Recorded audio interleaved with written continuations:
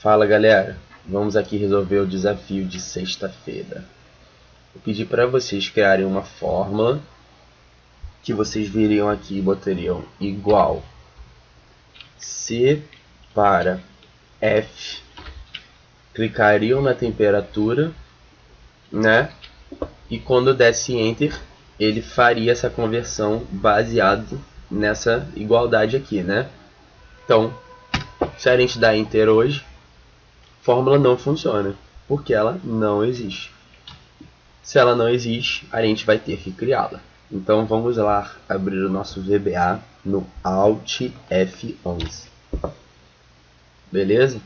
Vai abrir essa caixa aí para a gente poder editar, né? E agora nós vamos criar uma função através de uma programação, ok? Bom, uma função se chama function. Eu vou botar aqui o function e botar o nome dela, C para F. Se eu der Enter, olha lá, o Excel, né, automaticamente completou para mim com end function, que é a estrutura dele, né? A estrutura dela tem que começar e terminar assim. Tudo que eu quiser tem que ser escrito aqui no meio. Vou dar uns enters aqui. Então vamos lá. Ele vai retornar para a gente a temperatura baseado na fórmula. Então, a primeira coisa que eu tenho que fornecer para ele é a temperatura. Então, eu vou falar para ele que existe um parâmetro da minha fórmula, que é a temperatura. E todos os parâmetros, eles vêm aqui dentro. No caso, botei aqui a temperatura. Ok? Bom, feito isso, ele vai pegar essa temperatura, jogar nessa igualdade aqui e me retornar em Fahrenheit. Para facilitar a nossa igualdade, eu já deixei ela desse jeito aqui, tá? Eu multipliquei em cruz, depois passei dividindo, multiplicando, e no final a gente chega nessa mesma igualdade, só que linear, porque o Excel não vai conseguir ver desse jeito aqui. Ele só vai conseguir ver desse jeito aqui, ok? Bom, vou copiar isso aqui. Voltar lá no VBA e vou colar. Assim que eu der Enter, ele já vai me dar um erro aqui. Por que está dando esse erro? Ele não entende 9C. A gente sabe que é uma multiplicação, então a gente só vai corrigir o 9C para 9 asterisco C. Beleza?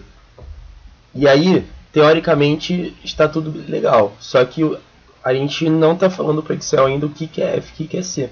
Ele não vai entender.